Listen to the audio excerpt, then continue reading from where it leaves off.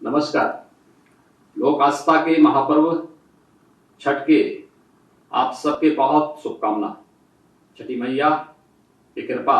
आप सबके ऊपर बनल रहे, सबके जीवन खुशहाल रहे, आप सबके जीवन में उमंग और उत्साह बनल रहे। परिवार खातिर कठिन व्रत रखने वाली माता और बहन लोगों पे हमारे तरफ से विशेष मंगल कामना। जैसा कि आप सब जानते हैं कि पिछले कुछ समय से हम सब कोरोना की चुनौती से लड़ रहे हैं। आप सबके सहयोग से उत्तर प्रदेश को हम काफी बेहतर स्थिति में रखने में सफल हुए हैं। कोरोना का प्रभाव कम जरूर हुआ है, पर यह संक्रमण अभी समाप्त नहीं हुआ है। मेरी आप सबसे अपील है कि कोरोना संक्रमण को देखते हुए यथासंभव अपने अपने घरों में ही छठ पूजा करने का प्रयास करें। इससे आप भी संक्रमण से बचेंगे और आपके अपने भी। एक बार पुनः आप सब लोगों के छठ महापर्व के हार्दिक मंगल कामना। जय छठी मैया। जम्मू कश्मीर को लेकर के कांग्रेस पार्टी का जो दोहरा रवैया है, यह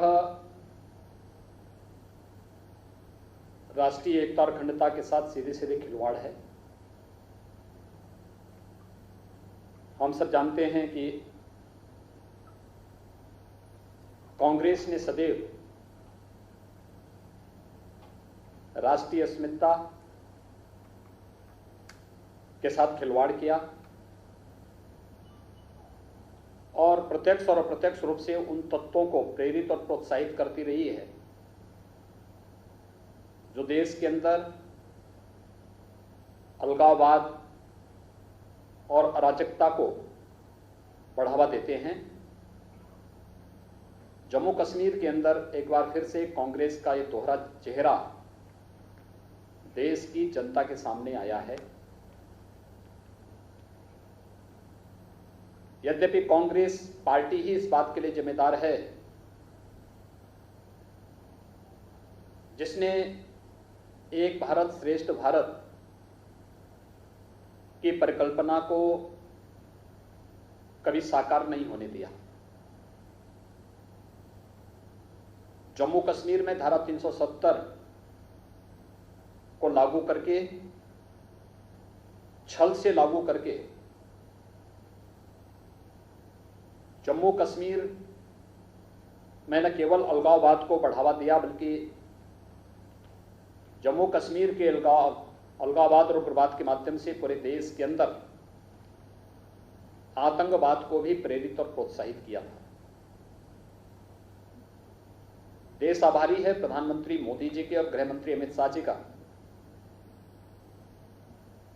जिन्होंने 5 अगस्त 2019 को कश्मीर से धारा 370 को सदैव समाप्त करते हुए अनुच्छेद 35A के प्रावधान को भी समाप्त करते हुए एक भारत श्रेष्ठ भारत की परिकल्पना को साकार किया। कश्मीर में धारा 370 जो न केवल देश के अंदर अलगाववाद और आतंकवाद का कारण थी, अपितु जम्मू कश्मीर के विकास में भी बाधक थी।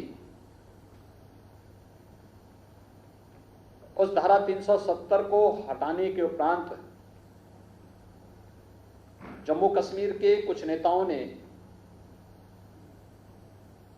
जो एक आपसी समझौता किया था, एक गुपकार कन्वेंशन कहलाता है, और इस पर हस्ताक्षर करने वाले जो लोग हैं उनमें वहां के क्षेत्रीय दलों के साथ ही कांग्रेस पार्टी के भी नेता हैं। हम सब जानते हैं कि पूर्व गृह मंत्री और पूर्व वित्त मंत्री पी चिदंबरम जम्मू कश्मीर से धारा 370 की बहाली की बात बार बार करते हैं। कांग्रेस पार्टी के वरिष्ठ नेता श्री गुलाम नबी आजाद 370 की बहाली की बात करते हैं। गुपकार समझौते के बारे में जो मीटिंगें श्रीनगर के अंदर अलग अलग समय में हुई हैं, कांग्रेस के स्थानीय अध्यक्ष के साथ ही अन्य नेताओं की उपस्थिति वहां पर इस बात की ओर स्पष्ट इशारा करती है कि वे लोग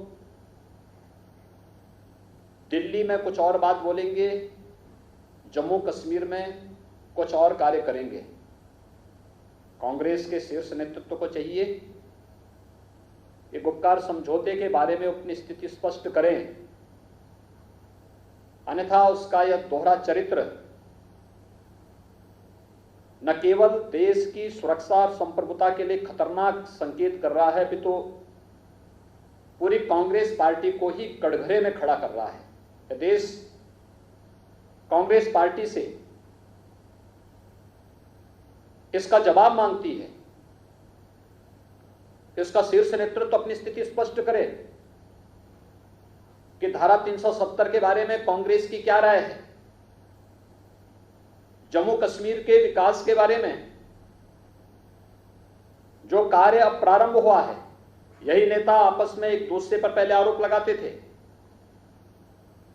और पहले लगातार इस बारे में कहते थे कि जम्मू कश्मीर के लिए आने वाला पैसा वहां के राजनेता नकार जाते हैं, इनके बच्चे अपने आप विदेश में पढ़ते थे, लेकिन वहां के विकास के लिए जाने वाले पैसे को ये लोग अपने फिजूल खर्ची में और अन्य कार्यों में खर्च कर देते थे। पहली बार हुआ है धारा 370 को हटाने के बाद, जब जिला परिषद के माध्यम से, ग्राम पंचायतों के माध्यम से, इनके चुनाव और इनके गठन के माध्यम से विकास की प्रक्रिया को, इन सबको जोड़ने का प्रयास हो रहा है। और ये गुपकार समझौता इसी बौखलाहट का परिणाम है, क्योंकि अगर विकास हो जाएगा तो लोगों को अपने अधिकारों की जानकारी भी होगी, लोग अपने अधिकारों के प्रति जागरूक होंगे, विकास के प्रति आवाज उठाएंगे। इसलिए स्थानीय स्तर पर लोग विकास से न जुड़ सकें, इसके लिए आपस में एक नापाक गठबंधन जम्मू कश्मीर के अंदर बना करके गुपकार समझौते के माध्यम से उन अलगाववादी तत्वों को प्रेरित और प्रोत्साहित करने के साथ ही जिस प्रकार के खतरनाक बयान श्री फारूक अब्दुल्ला के आए हैं, मुफ्ती महबूबा के आए हैं और अलगाववादी नेताओं के आए हैं, उन सभी गुपकार समझौते पर हस्ताक्षर करने वाले दलों और नेताओं के बयान के साथ कांग्रेस पार्टी का जुड़ना अत्यंत खतरनाक संकेत है। और खासतौर पर तब जब हमारी सेना सीमा पर लड़ रही हो, जब हमारे बहादुर जवान, देश के बहादुर जवान जम्मू कश्मीर के अंदर आतंकवाद की लड़ाई को पूरी मजबूती से लड़ रहे, आतंकवाद की सफाई की लड़ाई को पूरी मजबूती से लड़ रहे हों, उन स्थितियों में भारत के आंतरिक मामले में भारत के दुश्मन देशों से मदद लेने की बात करना ये क्या साबित करता है।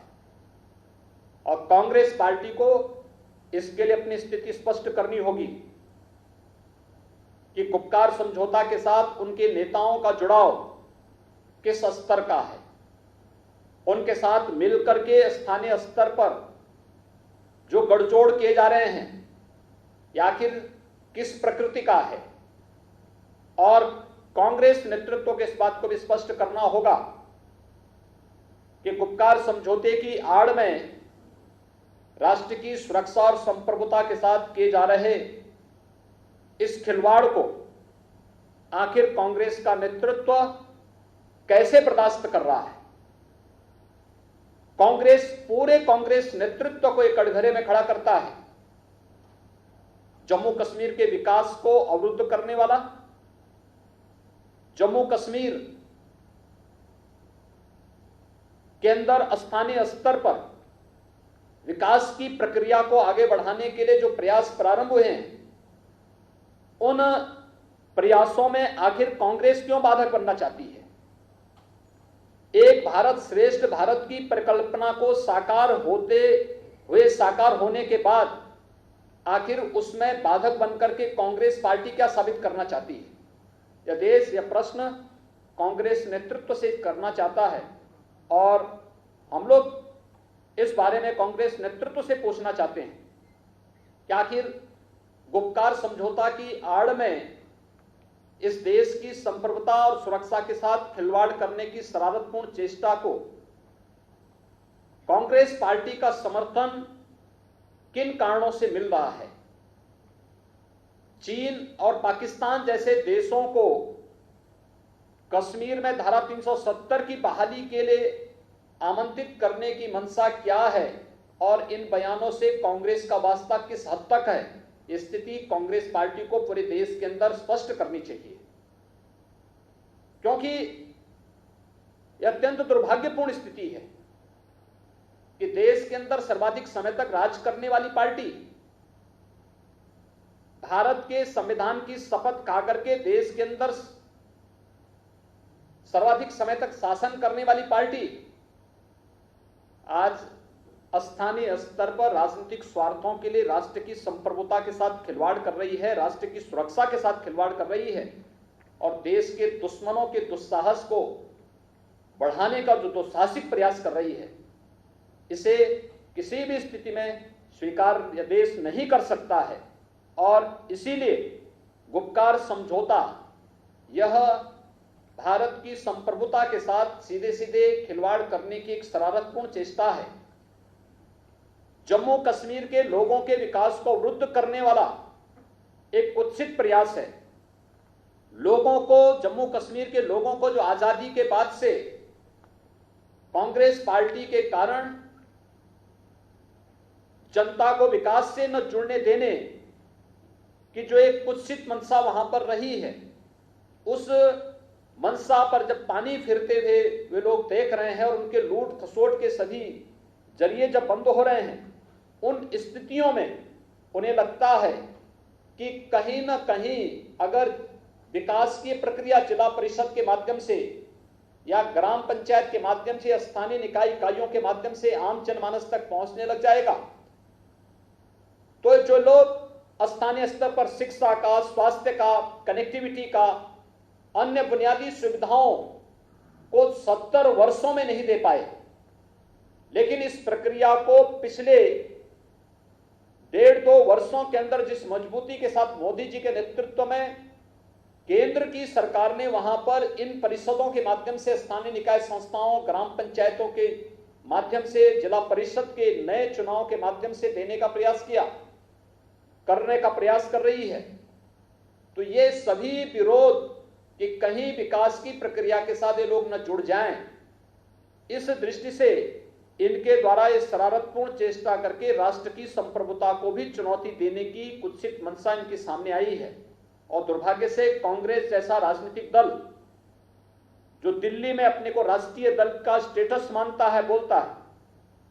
लेकिन स्थानीय स्तर पर वह अलगाववादियों के साथ और भारत विरोधी तत्वों के साथ मिलकर के भारत की सुरक्षा और भारत की संप्रभुता के साथ पूरी बेशर्मी के साथ वहां पर खड़ा होता हुआ दिखाई दे रहा है। ये बहुत खतरनाक इशारा करता है देश की जनता को। कांग्रेस के दोहरे चरित्र को देखना चाहिए। कांग्रेस नेतृत्व के इस रवैये की निंदा भी करनी चाहिए और कांग्रेस नेतृत्व से स्पष्ट पूछा जाना चाहिए कि जम्मू कश्मीर के बारे में अपनी नीति को स्पष्ट करें। कोई अधिकार नहीं कांग्रेस के नेतृत्व को कि भारत की संप्रभुता, भारत की एकता और अखंडता के साथ खिलवाड़ करे। कोई अधिकार नहीं उन्हें कि जम्मू कश्मीर के लोगों को बुनियादी सुविधाओं से और विकास से वंचित करें। आज जब केंद्र की सरकार इस कार्य को स्थानीय निकाय संस्थाओं के माध्यम से लागू करने का प्रयास कर रही है, तो कांग्रेस का हाथ उन अलगाववादियों के साथ वहां पर दिखाई दे रहा है। यह अत्यंत खतरनाक और शर्मनाक है हम कांग्रेस नेतृत्व से इस मामले में स्थिति स्पष्ट करने की मांग करते हैं और उनसे कहते हैं कि कांग्रेस का ये दोहरा चरित्र यह देश कतई स्वीकार नहीं कर सकता है। उन्हें स्थिति स्पष्ट करनी चाहिए और उनके नेताओं के द्वारा स्थानीय स्तर पर जो बयानबाजी की गई है और जिस प्रकार से समझौते के साथ जुड़ करके एक बार कश्मीर को फिर से उग्रवाद की आग में झोंकने, आतंकवाद की आग में झोंकने का जो कुत्सित प्रयास किया जा रहा है, इसके लिए उन्हें देश की जनता से माफी मांगनी चाहिए।